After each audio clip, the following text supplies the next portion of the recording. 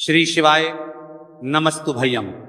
आप सभी लोग जानते हैं कि 25 सितंबर 2025 यानी गुरुवार को पड़ रही है नवरात्रि चतुर्थी व्रत, और ये वह तिथि है जो आश्विन माह में पड़ने वाली सबसे बड़ी तिथि है, क्योंकि ये आश्विन माह पड़ने वाली है और इसका बहुत ही बड़ा और विशेष महत्व होता है। अगर कभी भी मौका लग जाए और आश्विन माह की संकष्टी चतुर्थी तिथि को पड़ जाए तो आप लोगों को 3 तुलसी पत्ते वाला उपाय तो अवश्य ही करना चाहिए। इन दोनों का संयोग बहुत ही कम आता है। इसी के साथ में गुरु ने शिव पुराण कथा में बताया है कि इस दिन आपको एक 3 तुलसी पत्ते वाला उपाय तो आपको अवश्य ही करना चाहिए, क्योंकि ऐसा दिन पूरे साल में सिर्फ एक ही बार आता है। और आप सभी लोग जानते हो कि पूछा पत्र की बाद पूछा पत्र की बन जाता है। गुरुवार का अगर सबसे बड़ा कोई उपाय है तो वह 3 तुलसी पत्ते वाला उपाय। तो आश्विन माह की चतुर्थी व्रत के दिन आप लोगों को इस 3 तुलसी पत्ते वाला उपाय को जरूर करना। बहुत सारे लोग होंगे जिन लोगों ने इस उपाय को ना किया हो, मतलब पूरा साल निकल गया, उन्होंने किसी भी दिन इस 3 तुलसी पत्ते वाला उपाय को जरूर करना, लेकिन एक शांति तुलसी पत्ते वाला उपाय को ना किया हो। पर आपके पास एक आखिरी मौका बचा हुआ है जो कि 25 सितंबर 2025 आश्विन माह की गुरुवार के दिन है। इस दिन आप लोगों को इस वाले उपाय को जरूर कर लेना है। भले ही आपने पूरे महीने भर इस उपाय को ना किया हो, पर अगर आपने इस आश्विन माह के चतुर्थी व्रत के दिन अगर इस वाले उपाय को कर लिया तो आपको इसको लेकर अपने उपाय को करने का वह फल मिलेगा जिसकी आपने कभी कल्पना भी नहीं करी होगी। इसीलिए आप लोग इस वाले उपाय को एक बार जरूर कर लेना है, ताकि आप लोगों के हाथ से यह मौका ना जा सके और आपको इस उपाय को करने का फल मिल सके। जी, इस उपाय को आज हम आपको बहुत अच्छे से समझाना ये वाले हैं।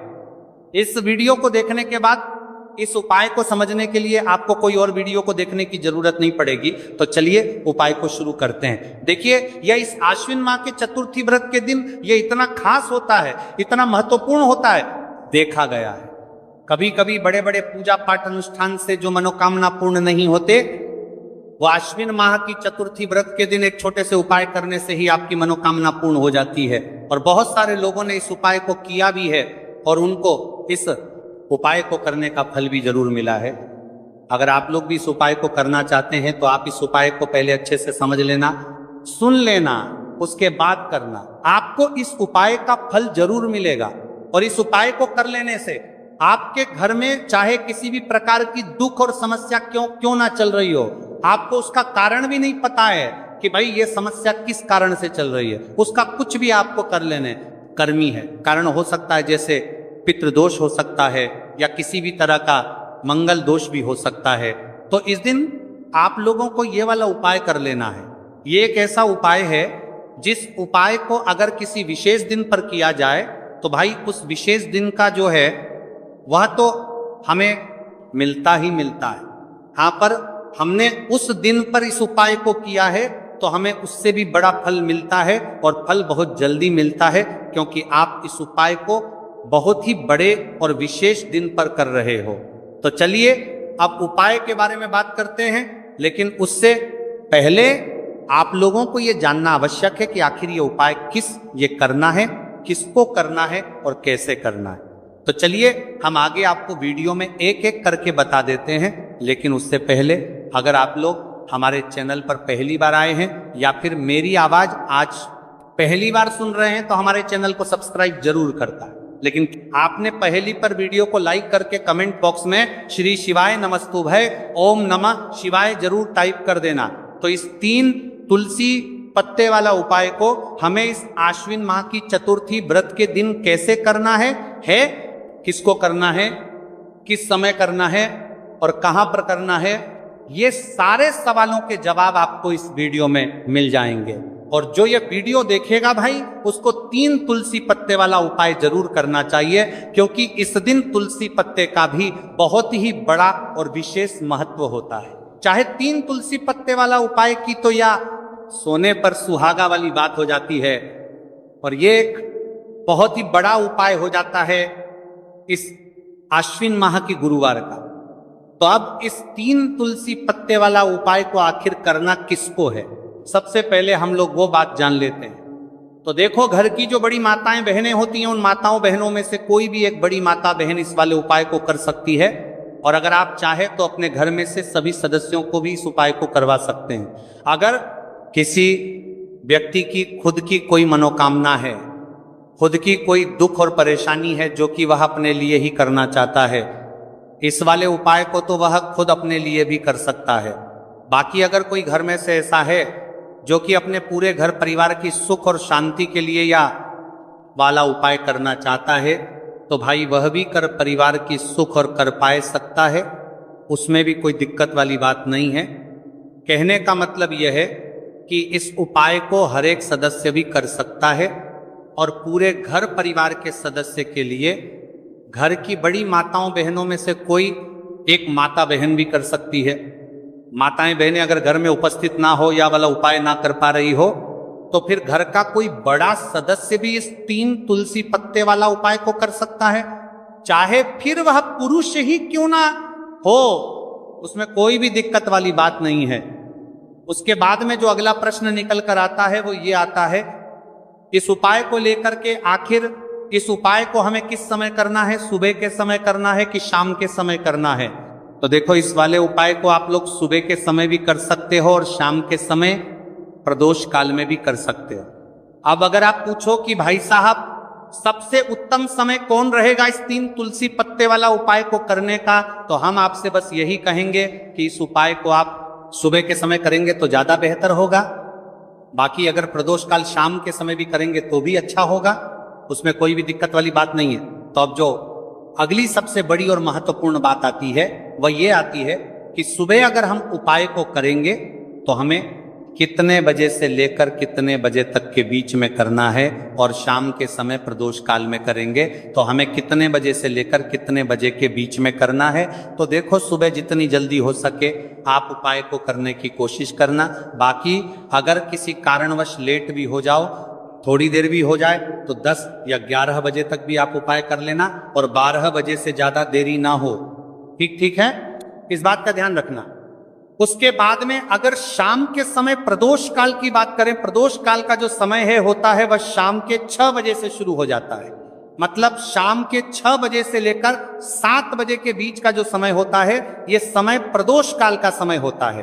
तो आप इस उपाय को 7 या 8 बजे के बीच में भी कर सकते हो। मतलब शाम के 6 बजे से रात 8 बजे के बीच में आप कभी भी इस वाले उपाय को कर सकते हो, उसमें कोई भी दिक्कत वाली बात नहीं।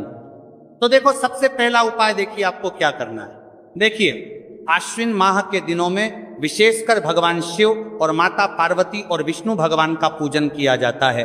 अब साथ ही साथ चतुर्थी व्रत तिथि का दिन भी पड़ गया है, तो ऐसा समझ लीजिए आपके जीवन में धन भी आएगा, सुख भी आएगा, धन बढ़ेगा भी, और साथ ही साथ आपके जीवन के सारे संकटों को भगवान शिव जी दूर कर देंगे। तो चलिए सबसे पहले बात कर लेते हैं सबसे पहले उपाय की, जो कि गुरुवार वाले दिन आपको विशेष करना है।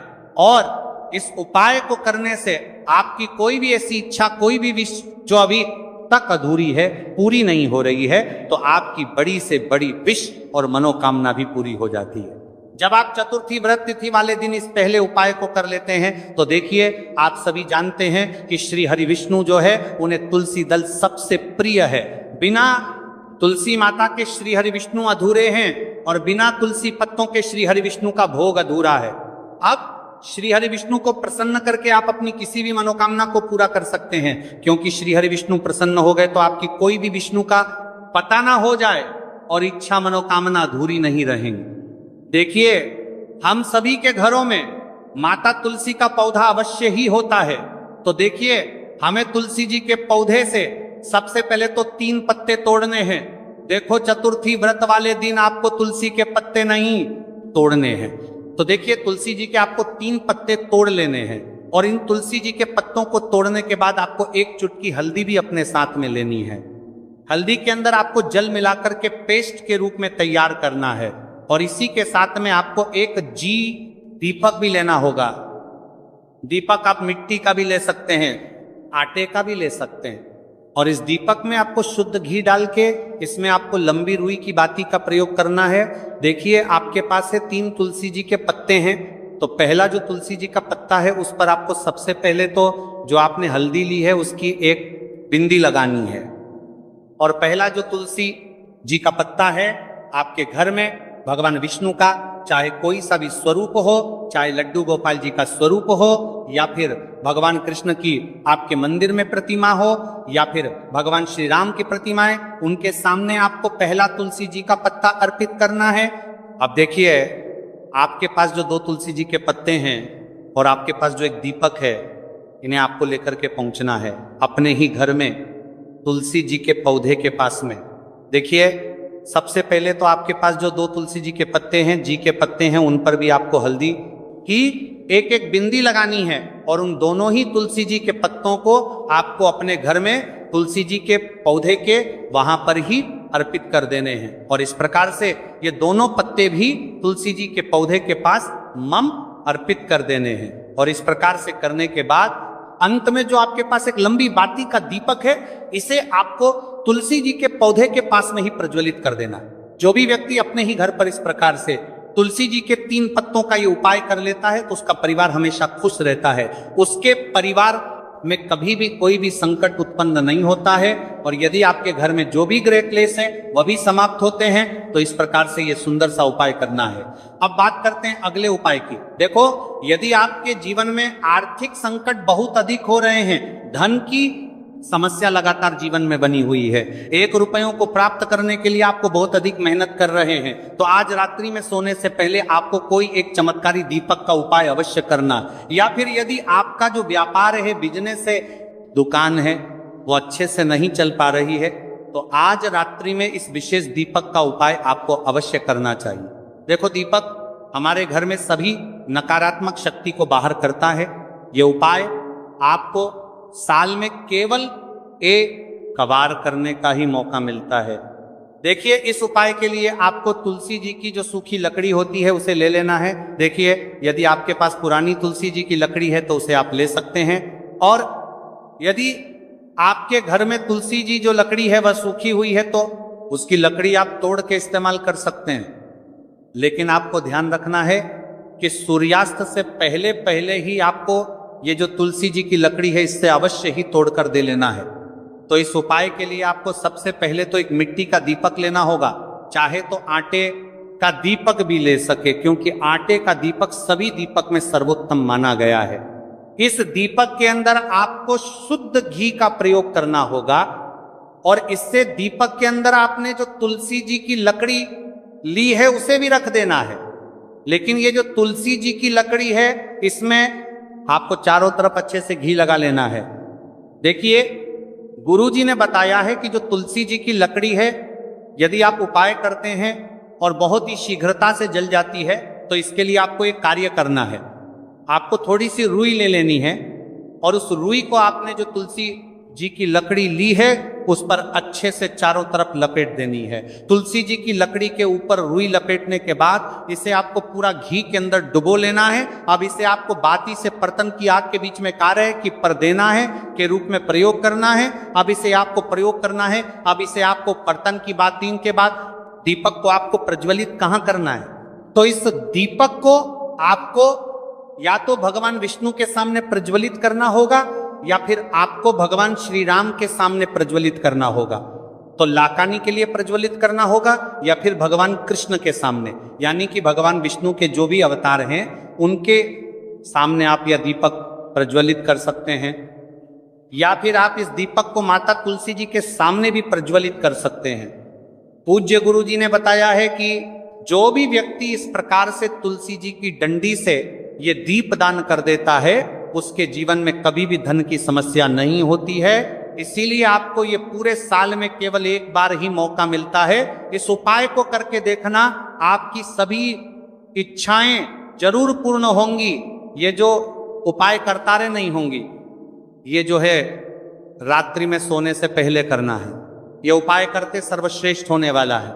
देखिए, इस उपाय के लिए आपको मात्र 5 हरे मूंग के दाने ले लेना है। देखिए, तिथि है और ये गुरुवार के दिन पड़ रही है, इसीलिए आपको 5 हरे मूंग के दाने लेना है। हरे मूंग के दाने लेना है, हरे मूंग के दाने लेना है। के दाने आपको साबुत लेने हैं, खंडित नहीं होने चाहिए, इस बात का ध्यान रखें। और इसी के साथ में आपको एक तांबे के पात्र के अंदर अपने घर से शुद्ध जल ले लेना है। अब इन सभी सामग्रियों को लेकर के आपको सीधे पहुंच जाना है भगवान शिव के मंदिर में। देखिए, इस उपाय को भी आप सुबह भी कर सकते हैं और शाम के समय में भी कर सकते हैं। देखिए, भगवान शिव के मंदिर में पहुंचने के बाद आपके पास जो 5 हरे मूंग हैं, उनमें से पहला जो हरा मूंग है, आपको शिवलिंग के सामने जो नंदी महाराज होते हैं और उनका जो पैर उठा हुआ होता है, वहां पर आपको पहला हरा मूंग समर्पित करता है, वहां पर जो देना है। और आपको ओम नमः शिवाय इस मंत्र का जाप कर लेना है। फिर आपको दूसरा हरा मूंग लेना है और शिवलिंग पर जो श्री गणेश जी वाला स्थान होता है, वहां पर आपको ये दूसरा हरा मूंग समर्पित कर देना। यानी कि शिवलिंग के सीधे तरफ आपको ये दूसरा हरा मूंग समर्पित करना है। और फिर आपको ओम नमः शिवाय या फिर श्री गणेशाय नमः इस मंत्र का जाप कर लेना है। सारा हरा मूंग का दान आपको भगवान शिव की सबसे प्रिय पुत्री माता अशोक सुंदरी वाले स्थान पर समर्पित करना होगा। शिवलिंग की जो जलाधारी होती है, जहां से जल बह के आता है, उसी जलाधारी के बीच में जो कहीं ना कहीं उठी हुई लाइन होती है सांप की आकृति के रूप में, वहीं पर आपको तीसरा हरा मूंग समर्पित करना है। और फिर आपको ओम नमः शिवाय इस मंत्र का जाप कर लेना है। अब चौथा जो हरा मूंग है, उसे आपको भगवान कार्तिकेय जी का जो स्थान होता है शिवलिंग पर, वहां पर आपको ये चौथा हरा मूंग का दाना समर्पित कर देना है और आपको ओम नमः शिवाय इस मंत्र का जाप कर लेना है। अब आपके पास जो 5वां और अंतिम हरा मूंग बचा हुआ है, उसे आपको उसे जल के पात्र के अंदर डाल देना है और इस हरे मूंग से युक्त जल से आपको भगवान शिव के शिवलिंग का अभिषेक कर देना। धीरे धीरे समर्पित करते जाना है और लगातार आपको शिव महापुराण के मूल मंत्र श्री शिवाय नमस्तुभ्यम इस मंत्र का जाप करते रहना है। फिर आपको शिवलिंग के सामने बैठकर, यदि आप अपने बच्चों के लिए ये उपाय कर रहे हैं, यदि आप अपने बच्चों के लिए महापुराण के मूल मंत्र में यहां पढ़ते जाना है, घोड़ा जितना की बेच की बुद्धि ज्ञान और विवेक के लिए उपाय कर रहे हैं, तो उसके लिए आपको प्रार्थना कर लेनी है। या फिर व्यापार में वृद्धि करने के लिए ये उपाय कर रहे हैं, तो उसकी कामना करते हुए आपको प्रार्थना कर लेनी है। या फिर अपनी नौकरी के लिए कर रहे हैं, या फिर अपने इंटरव्यू के लिए, या फिर धन की प्राप्ति के लिए कर रहे हैं, जिस भी कामना के लिए आप उपाय कर रहे हैं, उसे परिपूर्ण करने के लिए आपको महादेव से प्रार्थना कर लेनी है और फिर आपको वापस अपने घर आ जाना है। पूज्य गुरु जी ने कहा है कि जो भी व्यक्ति इस उपाय को कर लेता है, तो यकीन मानिए आपके जीवन की जो सारे संकट, कष्ट और बाधाएं हैं, वह सभी समाप्त होंगे। अब हम बात करते हैं तीसरे विशेष उपाय। देखो, भाग्य का साथ आपको मिले तो गुरु बृहस्पति को मजबूत करना बहुत जरूरी होता है। इसीलिए पूज्य गुरुदेव ने एक बहुत ही सुंदर सा उपाय बताया था, जो कि है पीले चावल का थोड़े से अक्षत लेना, ल लेना। अगर आपको ऐसा लगता है ना कि आपको किसी भी चीज में सफलता नहीं मिल पा रही है, किस्मत का साथ आपको नहीं मिल पा रहा, तो पीले चावल लेना। पीले चावल कैसे करोगे? 11 चावल लेना साबुत, उसके अंदर पीला चंदन है वहां आपको मिला देना है और चावल को पीला रंग कर देना है। ठीक है, साथ में लेना है एक बेलपत्र और साथ में लेना है तांबे के पात्र के अंदर जल। ठीक है, ये तीनों सामग्री लेकर के गुरुवार चतुर्थी व्रत के दिन सुबह से लेकर के रात्रि तक, जब आपकी इच्छा हो तब आप ये उपाय कर सकते हैं। अब आपको क्या करना है? भगवान शिव के मंदिर में जाएंगे, जो एक बेलपत्र है वह माता अशोक सुंदर वाले स्थान पर आपको अर्पित करना है। डंडे का हिस्सा जलाधारी की तरफ हो चाहिए, उस प्रकार से आपको यह बेलपत्र अर्पित करना है। जब बेलपत्र अर्पित करोगे तब आपको कुंदकेश्वर महादेव का नाम लेना है, माता अशोक सुंदरी वाले स्थान पर। ठीक है, आप जो चावल के दाने हैं, जो अक्षत लेकर के आए हैं, वह भगवान शिव के शिवलिंग पर आपको अर्पित करना है। जब आप अर्पित करोगे तब आपको बृहस्पति शवर महादेव का नाम लेना है। बृहस्पति शवर महादेव ही एक ऐसे महादेव हैं जो आपके गुरु ग्रह को मजबूत करता है। तो आपको इस प्रकार से अर्पित करना है और अंत में एक लौटा जल धीरे धीरे पतले दरा से बृहस्पति शवर महादेव का स्मरण करते हुए या श्री शिवाय नमस्तुभ्यं का जाप करते हुए आप अर्पित करें। यह मात्र केवल और केवल गुरुवार के दिन किया जाता है और यह उपाय बहुत ही ज्यादा प्रभावशाली है। ध्यान रखना हल्दी का उपयोग मत करना, चावल में पीला करना है, चावल को तो पीला चंदन ही होना चाहिए, ठीक है।